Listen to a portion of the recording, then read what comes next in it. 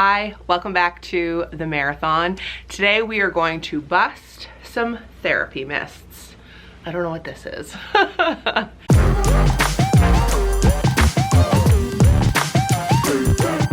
If you're new here, hi, my name is Mare. I'm a registered social worker and counselor, and I also am a widow and someone who's raising a child with special needs. So I pair my life experience and my academia and my professional experience into one. And today I wanted to bust some therapy myths. Now, I know going to therapy or counseling is extremely intimidating. It can be very expensive, and honestly, who wants to sit in a chair and talk about your innermost scariest things? I get it. But as someone who is a therapist and has also been in therapy for more than a decade, I feel very well equipped to bust some myths for you and hopefully make you feel a little bit more comfortable and confident going into therapy, or at least even considering it. If you have any questions, please leave them down below, or you can always DM me on Instagram. I'm going to be filming some more of these therapy educational videos, so whatever your questions are, I'm happy to answer them. Now, the first myth I think about therapy is that when you go, you are locked in to whomever you choose, and that is not the case. I always liken finding a counselor to dating. You want to pick someone who you mesh really well with, who you feel comfortable with, who makes you feel safe, who listens to you, and also who's practicing the kind of therapy that you are looking for. And I would say it's 100% fine to meet with a therapist once and then never see them again. I don't want someone sitting in my chair week after week or month after month if they're not getting anything out of it. Like, that's a waste of your money and a waste of my time. I'd much rather you find someone who is going to help you. That's the bottom line. It's not about me, it's about you being helped. So I really would encourage you to date around a counselor and see what they are all about.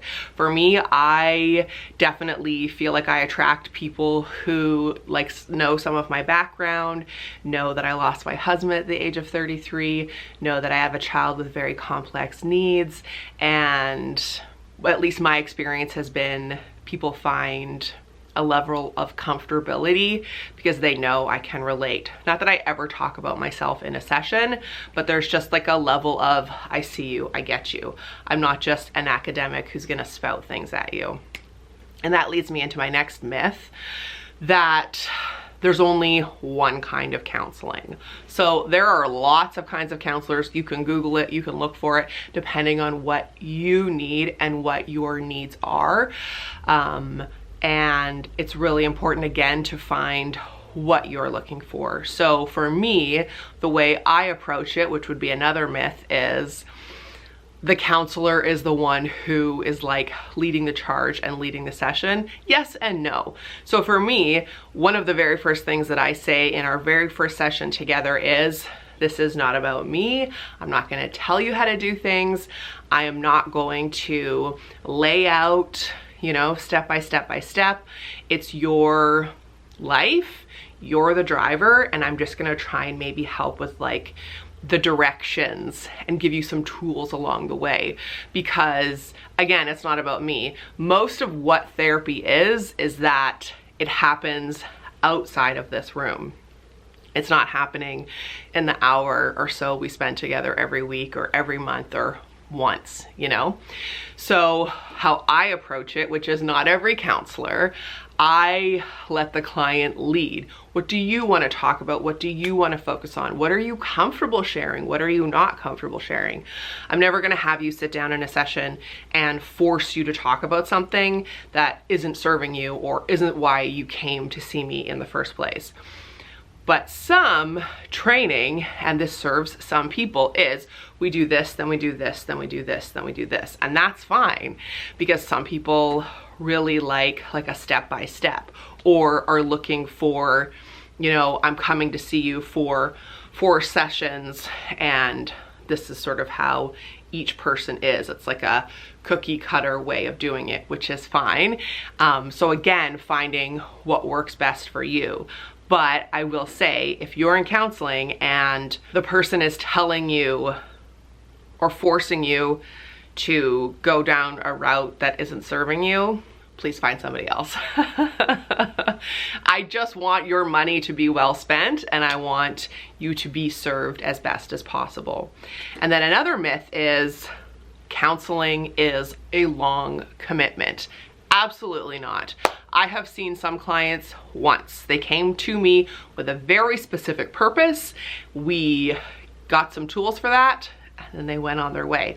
And I myself have done that. So when I got married in my 20s, my dad had died when I was 19, and I was dreading walking down the aisle. Like, how on earth am I ever gonna walk down the aisle and not just sob the whole way? So I went and saw a counselor once. This is my problem. What do you recommend? We came up with a game plan, and I walked down the aisle laughing.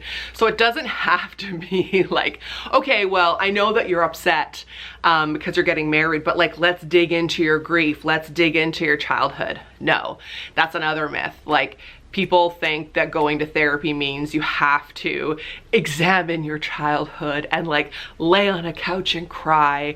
100%, a lot of our issues are based in our upbringing. But if that's not what you want to get into, I'm not forcing you. Like, so if you have something that you want to problem solve, you can see a counselor. You could go once, you could go 3 times. Like right now, for myself personally, I see mine on like a check-in, need-to basis, maybe once or twice a year. But for years, I was going every week. So it just depends on where you are in your life.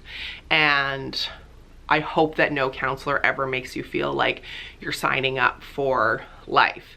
Again, there are programs, and sometimes you're signing up for like a 6-week session on something, grief or co-parenting or anger management, whatever it is.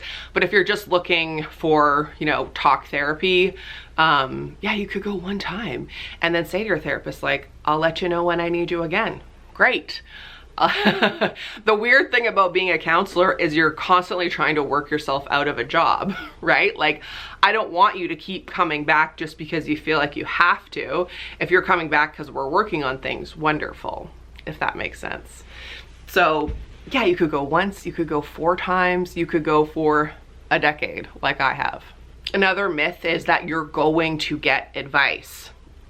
Again, at least in my room, it's not about me. I am not telling you what to do ever. That is not my job. My job is to like ask some questions, create a safe, neutral, confidential space for you to talk things out.